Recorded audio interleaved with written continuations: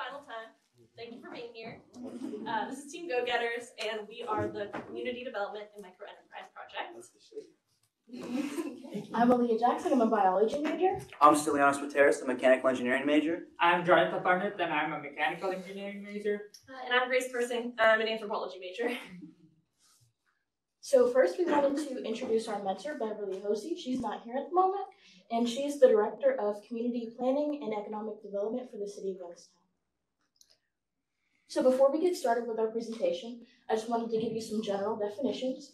So community development is defined as a planned effort to increase the capability of residents and overall improve their quality of life.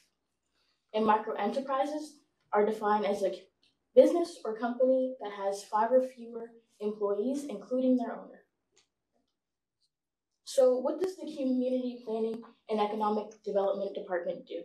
Well, they overall focus on improving the quality of life, economic development, and building long-lasting, strong relationships with the business community in their area. So they help out businesses economically, financially, and technically. They can take an idea and turn it into a business, get you on the ground. And they also provide incentives, loans, and grants. And during COVID, they helped a lot of microenterprises and businesses in our area keep their lights open. So we told you a little about doing things for the community, but let's tell you about the community we're serving. Our population in Youngstown is about 61,000, with about a density per square mile of 1,800 people. The diversity split pretty evenly, 41% between Black and white, and then 11% for Hispanic residents. And the median income is around 31,000. So this is a pretty diverse area with lots of pockets of population, but also a lot of space in between. I'm sure we're all very familiar with the vacancies. It can be a lot of potential, but it can also cause some problems. So what problem are we addressing exactly? I know most of you are no stranger that Youngstown has faced a lot of economic decline. And until recent, there's been a lack of development in the communities.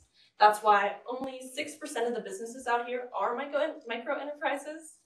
And not to get too anecdotal, but Aaliyah and I are natives to Youngstown. We've lived here our entire lives. So we talked a lot about this on a personal level. We've seen tons of businesses come up, be open for a few years and fail. And we wanted to identify what really caused that. And we felt that the main causes were isolation. A lot of these businesses would pop up alone. There wouldn't be any other businesses surrounding them. No patrons would find out about them. They wouldn't be able to sustain themselves. Or if they were in a better area, they just didn't understand their demographic. They were in the wrong place, wrong time. They couldn't keep their doors open. And on the complete opposite end of that same spectrum, maybe they had a great idea of what works here, but that market was oversaturated. Businesses were there, they were already taking care of it. So our overall goals were to encourage microenterprises to pop up in the Youngstown community and to have people from Youngstown to open them up for Youngstown. And we also wanted to increase sustainability of microenterprises so they just don't pop up and, pop down. And we also wanted to encourage community development and engagement, get people out of their houses, using our sidewalks, coming to our microenterprises, our businesses in the community. Like most things, that can be easier said than done. We felt it was very important to speak to the people in Youngstown themselves, other than ourselves, of course. Some of our quotes that I wanted to share with you, and then we'll break down after, was Kenneth said that Youngstown has gotten too comfortable accepting mediocrity. Shireen said that we lack mental health services in the area, and Amber said that it was a terrible place to start a business or a family. I know that's not a great opener, but hear me out. It's not an echo chamber, and I wanted to share this because the people we spoke to chose to stay here. Kenneth, explaining mediocrity, was sharing with us how important it is to change perspective. People don't feel like they deserve well. They're not going to check things out. They feel hopeless about it. They're not going to go out there and see what we're doing. So we really need to address that in these issues. Shireen is working really hard to get mental health services accessible to the youth in the area, which is so important. And Amber is so impressively involved. I see some of your faces here today, by the way, thank you. With food co-ops, the schools, they're doing so much for the community. They do care about it, but they're not sugarcoating it. And that is so crucial to actually making change. So our takeaways from that were that we need recreation. especially for kids. There's not a lot to do, lots of green spaces, but you know what the winters are like out here. We wanted to create a greater sense of community, and I thought, so importantly, identity. It used to be steel in this transitional phase, maybe grit. I would love to see a very culturally minded identity come out of Youngstown, be it inner city or the diverse population we have out here. It is a place with lots of opportunities. Our interviewee said that to us as well, but there's a disconnect, like they were saying, between people actually utilizing them. So we really need to create that community mindset out here. So some of our most common complaints were that the city is hard to work with. But on the other side, some people also complain that the people aren't willing to work with the city, and people aren't willing to work with people that want to increase our community development and start microenterprises. And going off of that, our solution is to create a microenterprise map, an easily accessible, easily digestible solution to allow these microenterprises to pop up and start their businesses. Now, that does come with some challenges. This, as a resident, I wanted to bring up before we got into the meat of what we're doing. Gentrification, when it comes to developments, especially economic ones, is a very real issue. And if you are familiar with it, although I'm sure many of you are, gentrification is basically just when a development comes to an area, non-locals usually will put something in place that doesn't target a niche that exists in the area, and more often than not is not affordable to the existing community. This raises the cost of living, pushing out locals, and displacing families. This is a community development. That is not what we want. We want this to be ran by Youngstown and for Youngstown. I don't want to get ahead of myself, but that was our mindset in making this map to keep it in the city. I'll hand it off. So going off of that, here's an early draft of what our map would be. Originally, we had the 5 sections of Youngstown mapped out, and the user would be able to select the location they'd like to learn more information about. So in our example here, the user would have selected the south side, and a pop-up giving different prompts and information will allow them to make the best choice for their business. Now, from that early draft, we decided to start small and do zip codes to allow for a better area of effect and a more personalized touch. So we decided to choose the 44509 zip code. That's on the west side of Youngstown. We decided to choose it because there's lots of businesses already in the area. There's already existing infrastructure, buildings that are delinquent thanks to a previous intern group. And there's other efforts going on in that area to make it better for everyone else. So before we know what to put in the map, we need to analyze the market out there. So to analyze the market, we did a market study based on market saturation, market growth, the population, the demographic of that area, and the targeted audience businesses in that area. Looking at market saturation. So when there are more businesses opening up in the area and they lose profit every year, it's a saturated market. Whereas if there are less businesses opening every year, but their individual profit goes up every year, it's an undersaturated market. In the same way, a growing market would be a market where their sales goes up every year and they grow more profit, whereas a declining market would be a market where their sales go down every year and they are earning less profit. We also looked at the population demographic of the area and checked if the businesses are addressing those population demographic at all or not. So looking at the market saturation, a lot of new markets were opening up in Youngstown, but among the pre-existing market, a lot of them were oversaturated or saturated in general compared to the undersaturated markets. Also looking at market growth, a lot of markets were growing, but this is not a good visual of what's happening. Even though there are a lot of markets that are growing, overall the area was losing over 1.5 million in 5 years graph from 2017 to 2022.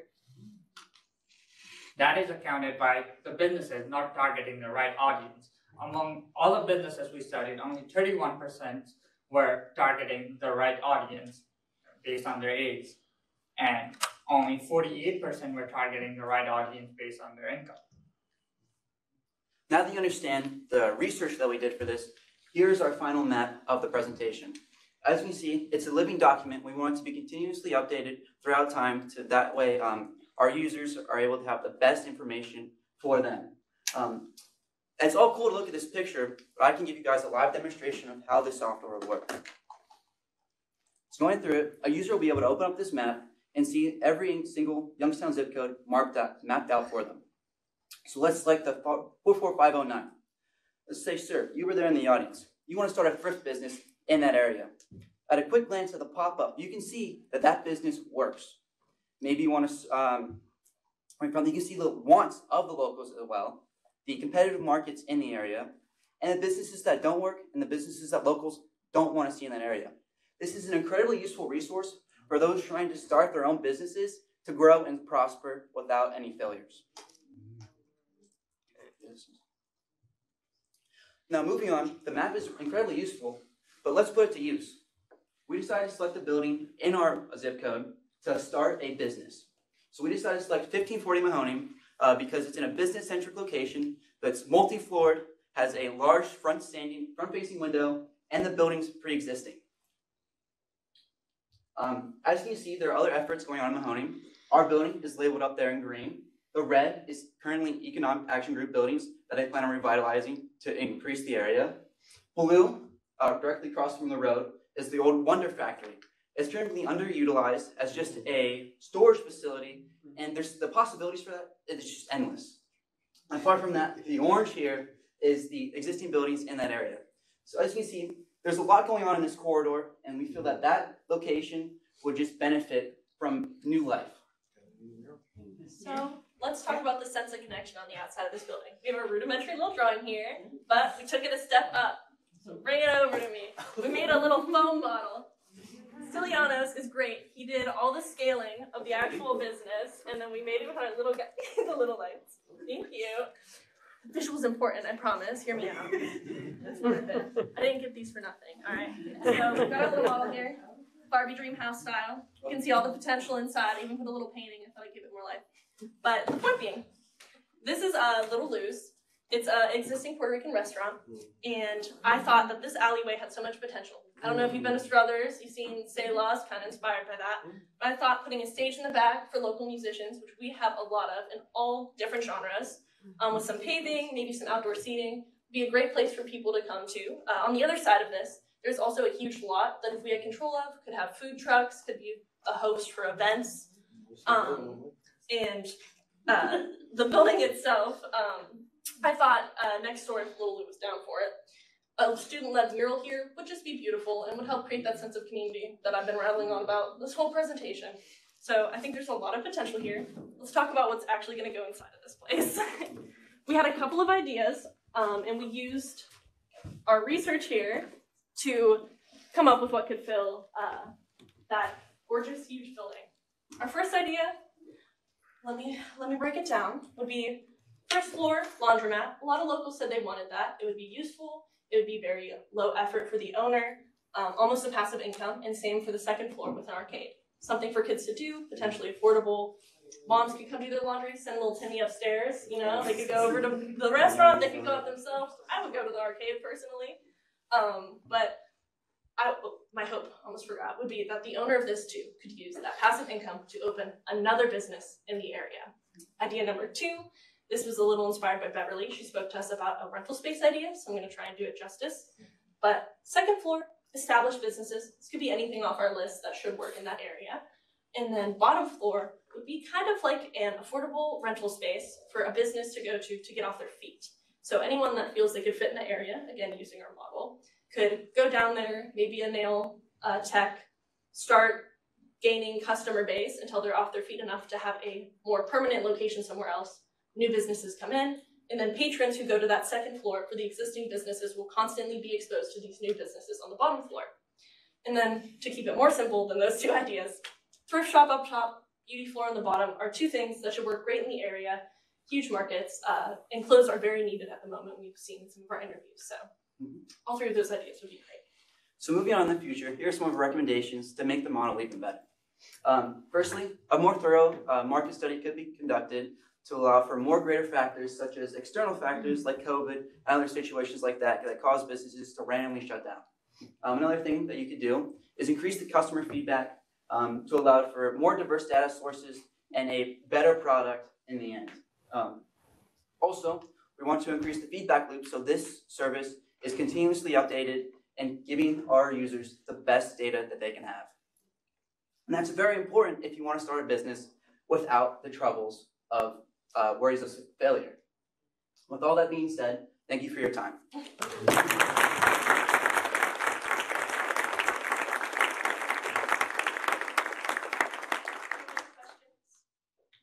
Absolutely. So first, I'm looking for 509, so this is very interesting on a personal level. Second, when you say right demographics for income and age, what does that mean? So it would be easier, we kind of want to get into the nitty gritty of the data or pull up the Excel necessarily, but we broke down together a huge Excel sheet what the age demographic for that area was based off just the analytics of what was mostly in the area. And then we went through hundreds of businesses, what demographics we, with our logical reasoning, could figure would be targeted. So obviously something like insurance or accounting we put as being a demographic of a much older margin and also for a higher income, that it just wasn't really something that should be located in that area. And we did that for all of them, and that's what you would continually do for this model. So we wanted that to be what would basically end up in green as being plausible, well, the opposite, I guess, and then the competitive markets were just those saturated ones that you could, it's successful, but they're already doing well, and there's a good chance you're not going to be able to target that audience. And then non-successful would have been something like that where we're like, this just isn't the place for it, or not wanted. Some things like convenience stores on paper look like they're doing great, but we've spoken to enough people to know that they don't want that. So we did that ourselves to do another test so that it wouldn't mess with the model that we created. So it's kind of how we broke that down. Thank you. You're welcome. Thank you for Also asking. for people who are more interested in how the model works and like how the results, like how we came across those results, we have a report ready that we can give it to you guys. We also have the spreadsheet, which could be accessed by you guys to look at what we did and how we did it. Approach any of us after if you'd like. I mean, lots of copies. Also, I think I saw a hand.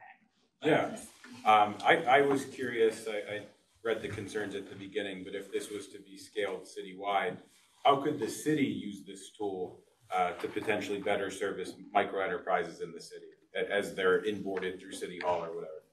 So they could share this resource with those wanting to start a business, just like they're giving out grants. They could give out this map and say, hey, you want to start this thrift shop. This area is perfect for you. These are the buildings that are accessible. Here you go. Here's some money. Here's your idea. Go run with it, and we'll help you along the way.